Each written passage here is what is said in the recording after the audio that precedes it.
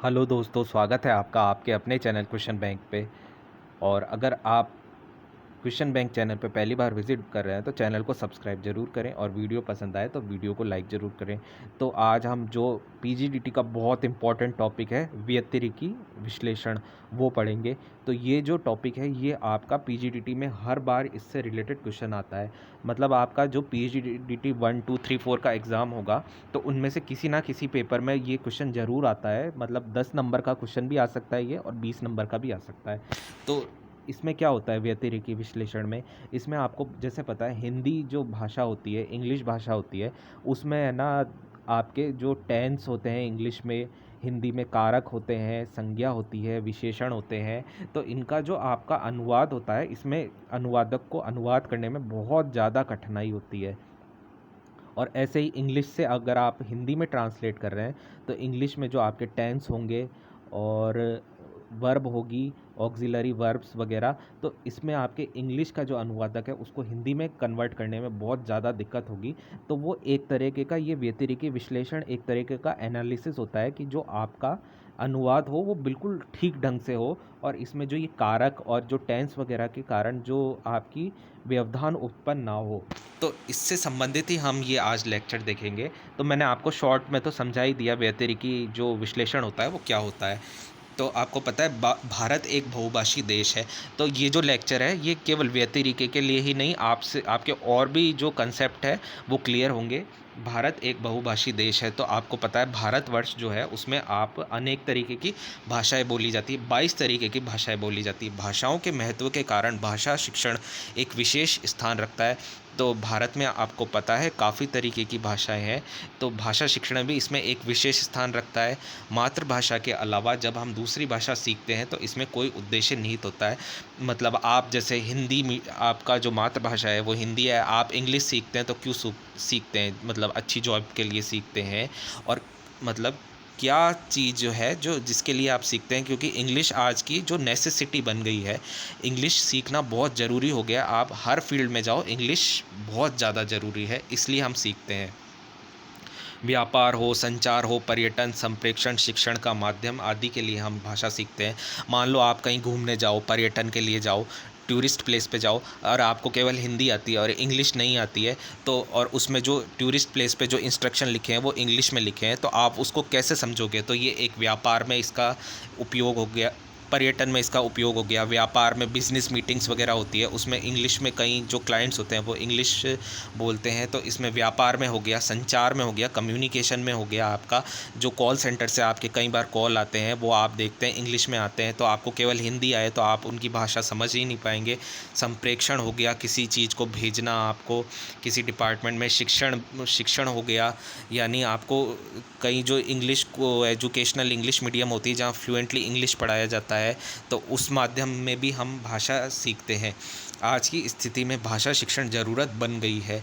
तो आप इन सब कारणों से भाषा शिक्षण की आपकी बहुत ज़्यादा ज़रूरत बढ़ गई है। इससे मानव अपने उद्देश्य की पूर्ति के लिए कोई अन्य भाषा सीखता है, तो ये सब आपके एक तरह से उद्देश्य ही है। मतलब आज जीवन यापन करने के लिए आपको हिंदी और इंग्लिश तो आनी ही चाहिए। तो ये एक बेसिक नॉलेज है, वो आपको पता ही है। भाषा सीखते समय मानव अपने उद्देश्य की पूर्ति के लिए कोई भी अन्य भाषा सीखता है, बिल्कुल सही है। भाषा सीखते समय ऐसी अनेक समस्याएं आती है जिनका शिक्षार्थी सीखते समय अनुभव करता है, क्योंकि भाषा की संरचनाएं भिन्न भिन्न होती है। वही जैसे अब मैंने आपको बताया, आपको हिंदी आती है, मान लो इंग्लिश में आपको ट्रांसलेट करना है, तो आपको इंग्लिश सीखने के लिए उसके जो वो ग्रामर है वो पूरी सीखनी पड़ती है। टेंस है, आपको प्रॉपर यूज़ कैसे करना है, कैन, कुड, मे, माइट वगैरह, ये सब सीखना पड़ता है। तो इस लाइन में यही कहा गया है। भाषा सीखते समय ऐसी अनेक समस्या आती है जिनका शिक्षार्थी सीखते समय अनुभव करता है, क्योंकि भाषा की संरचनाएं भिन्न भिन्न होती है। बिल्कुल सही है जो मैंने आपको अभी बताया। दो भाषाओं का व्याकरण पूरी तरह से समान नहीं होता। अब ये व्याकरण की बात आ गई जो मैंने आपको बताया, मान लो टेंस है और जो आपका वर्ब वगैरह है वो आपका हिंदी और इंग्लिश का बिल्कुल डिफरेंट होगा। भाषा के विभिन्न अंग है, ध्वनि, लेखन, व्याकरण, शब्द, अर्थ, संस्कृति के स्तरों पर दो भाषाओं के बीच समानता और असमान तत्व मिलते हैं। असमान तत्व जैसे मान लो आपने जैसे कुछ एक वर्ड्स होते हैं, जैसे आपने जैसे लड्डू शब्द है वो हिंदी में है, तो आप इसका इंग्लिश में अनुवाद कैसे करोगे? ये आपका अलग ही तरीके से उपजा हुआ शब्द है हिंदी का। तो इसका जो ट्रांसलेशन होगा तो ये आपको सीखने को मिलता है एक तरीके से। यही तत्व अन्य भाषा सिखाते समय रुकावट पैदा करते हैं। और जो ही ये आपकी जो स्पेशल चीज़ है, जैसे आपका ग्रामर है और ये स्पेशल शब्द है, इसको ही आपको सीखने में रुकावट होती है, क्योंकि आप जो दूसरे जो शब्द होते हैं हिंदी के, आप जैसे मैं जा रहा हूँ, आई एम गोइंग वगैरह, ये तो आप आसानी से बोल रहे हैं, पर मेन जो रुकावट आती है वो ये स्पेशल टर्म है, इनमें ही आती है आपको रुकावट। इन तत्वों को पहचान कर भाषा सीखना एक जटिल कार्य है, क्योंकि नई भाषा को सीखने का अभिप्राय उसमें आचरण करने का, सही आदतें विकसित करने का है। क्योंकि जो आपका ट्रांसलेशन होना चाहिए वो बिल्कुल प्रॉपर होना चाहिए, जो टेंस है, वर्ब है वगैरह उनको लेकर, और जो जैसे लड्डू शब्द है तो उसका भी आपको प्रॉपर मीनिंग आना चाहिए। इन आदतों के साथ साथ अध्येता को इस भाषा में के सामाजिक और सांस्कृतिक संबंधों से परिचित होना है। मतलब आप में जो कंटिन्यूसी होनी चाहिए एक तरह से, मतलब सामाजिक रूप से, सांस्कृतिक रूप से जो भी संदर्भ इनमें जुड़े हुए हैं। मान लो आपका कोई त्यौहार वगैरह है, दिवाली वगैरह है, अब इनका जो दिवाली का ट्रांसलेशन तो आप कोई होता ही नहीं है इंग्लिश में, तो आप DIWALI लिखोगे, तो ये कई संस्कृति जो शब्द होते हैं वो भी आपके जो भाषा का जो ट्रांसलेशन होता है उसकी तरफ ध्यान देने योग्य होते हैं। इस स्थिति में अन्य भाषा सीखते समय आने वाली समस्याओं को, कठिनाई को हम व्यतिरेकी विश्लेषण के अंतर्गत रखते हैं। वही जो मैंने आपको स्टार्टिंग में बताया, जो आपका जो ये वर्ब वगैरह का जो ट्रांसलेशन में आपको समस्या आती है, और जो ये स्पेशल वर्ड्स होते हैं जैसे दिवाली वगैरह, लड्डू वगैरह, तो इसी में ही आपके जो व्यतिरेकी विश्लेषण में ये रखा जाता है। और व्यतिरेकी विश्लेषण के माध्यम से ही इसका एनालिसिस होता है कि हम इसको कैसे कन्वर्ट करें। मतलब अपनी जो मूल भाषा है, स्रोत भाषा से मूल भाषा से स्रोत भाषा में हम इसको कैसे कन्वर्ट करें। क्योंकि आधुनिक भाषा विज्ञान में विश्लेषण की वृद्धियों के विकास के साथ साथ शिक्षण क्षेत्र में भाषा विज्ञान के अनुप्रयोगों का जो प्रयोग किया गया है उसमें व्यतिरेकी विश्लेषण का महत्वपूर्ण स्थान है। तो जो आपका ट्रांसलेशन है और शिक्षण क्षेत्र है जो भाषा विज्ञान का, उसमें आपका जो व्यतिरेकी विश्लेषण है उसका बहुत ही ज़्यादा महत्वपूर्ण स्थान है। और व्यतिरेकी विश्लेषण के बिना तो आप सोच ही नहीं सकते कि मतलब ट्रांसलेशन जो होगा वो एकदम करेक्ट होगा। तो व्यतिरेकी विश्लेषण एक तरह से बिल्कुल एक्यूट ट्रांसलेशन करने में मदद करता है। व्यतिरेकी का अर्थ अंतर या विरोधात्मक स्थिति है। विभिन्न स्तरों पर दो भाषाओं की संरचना की परस्पर तुलना कर उनमें समान और असमान तत्वों का विश्लेषण करना व्यतिरेकी विश्लेषण कहलाता है। तो मान लो आपने कोई हिंदी में सेंटेंस लिखा, जो आपको उसको इंग्लिश में कन्वर्ट करना है, तो वो जो सेंटेंस है आपने जो हिंदी में लिखा है, तो मान लो उसमें आपकी कारक का, वर्ब और क्रिया विशेषण ये शब्द का प्रयोग हुआ है, तो अगर आप उसको इंग्लिश में कन्वर्ट करोगे तो आपको बहुत ही ज़्यादा परेशानी होगी। तो इससे बढ़िया आप जो वो एक सेंटेंस है उसको एक बार एनालाइज करो, उसमें जो कारक है और क्या जो शब्द है वो प्रयोग हुए हैं, कौन से ग्रामर हिंदी की प्रयोग हुई है, और उस अकॉर्डिंग आप उसका जो ट्रांसलेशन है वो इंग्लिश में करो। व्यतिरेकी विश्लेषण का प्रारंभ सुप्रसिद्ध भाषाविद हॉर्गन और वाइनारिक 1953 के द्विभाषिकता के अध्ययन से माना जाता है। तो इसका जो प्रारंभ है ये एक बहुत बड़े भाषा वैज्ञानिक थे, हॉगन और वाइनरिक। ये इन्होंने 1953 में जो द्विभाषिकता का जो अध्ययन करा था, यानी बाई लैंग्वेज का, द्वि यानी दो, द्वि से रिलेटेड यानी आपको दो भाषाएं हैं, उसका जो तुलनात्मक अध्ययन होता है, यानी बाई लैंग्वेज, जैसे हिंदी और इंग्लिश आपकी द्विभाषा हो गई, दो भाषाएं हो गई। किंतु इसे सैद्धांतिक आधार देने का श्रेय रॉबर्ट लाडो को दिया जाता है, जो इनको मतलब इन्होंने इसकी डिस्कवरी तो कर दी थी, पर इसका जो कोई आधार नहीं था। जो इसका जो आधार प्रोवाइड करा है वो आपके रॉबर्ट लाडो ने दिया है। लाडो ने अपनी पूर्ववर्ती भाषाविद फ्रिज 1945 के मत को आधार बताते हुए कहा है, दोनों भाषाओं की तुलना द्वारा समान, असमान और अर्ध समान संरचनाओं का पता लगाया जा सकता है।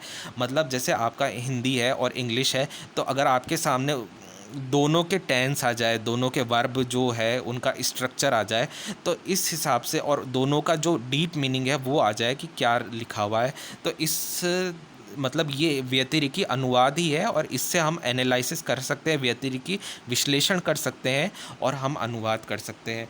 इस प्रकार व्यतिरिकी विश्लेषण का क्षेत्र दो भाषाओं के बीच विभिन्न स्तरों पर पाई जाने वाली समानता और असमानताओं से संबंधित भाषा वैज्ञानिक सिद्धांत और प्रणाली से है। तो आपका व्यतिरिकी विश्लेषण का जो मैंने आपको पहले ही बता दिया, हिंदी और इंग्लिश दो जो स्तर हैं उनके, दो जो उनकी ग्रामर है, उनका जो डिफ़िकल्ट वर्ड्स है उससे ही रिलेटेड है, उनकी समानता असमानता। कुछ ऐसी चीज़ें होगी जो आपके हिंदी और इंग्लिश ग्रामर में भी सेम होगी, और कुछ ऐसी चीज़ें होगी जो हिंदी और इंग्लिश ग्रामर में भी आपकी डिफरेंट होगी। तो उससे ही आपका व्यतिरिकी विश्लेषण रिलेटेड है। समानता और असमानता के क्षेत्रों का निर्धारण करने में अनुवाद का व्यतिरिकी विश्लेषण का बहुत बड़ा योगदान है। तो ठीक है, ये लाइन भी हो गई। दोनों भाषाओं का ज्ञान होने के बावजूद किसी न किसी भाषा विशेषकर अपनी भाषा के नियम व्याघात उत्पन्न करते ही हैं।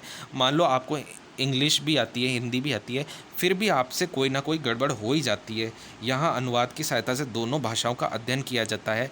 मतलब यहाँ पे आपका जो इंग्लिश का ट्रांसलेशन होगा और हिंदी का ट्रांसलेशन होगा, दोनों का ही एनालिसिस होगा। क्योंकि व्यतिरिकी विश्लेषण और अनुवाद प्रक्रिया दोनों का संबंध कम से कम दो भाषाओं और उनकी तुलनीयता से है। मतलब जो आपका इंग्लिश का ट्रांसलेशन होगा और आपका हिंदी का ट्रांसलेशन होगा, तो आपका दोनों का एनालिसिस किया जाएगा, विश्लेषण किया जाएगा। जैसे आपने हिंदी टू इंग्लिश ट्रांसलेट कर लिया, तो पहले आपका हिंदी का वर्ब देखा जाएगा और फिर आपका इंग्लिश का भी वर्ब देखा जाएगा कि वो सेम ही है कि नहीं है। तो ये जो प्रक्रिया होती है, ये आपकी व्यतिरिकी की, ये एक तरह से ट्रांसलेशन के बाद होती है। और अगर आप ट्रांसलेशन से पहले ये प्रक्रिया करना चाहो तो भी वो कर सकते हो।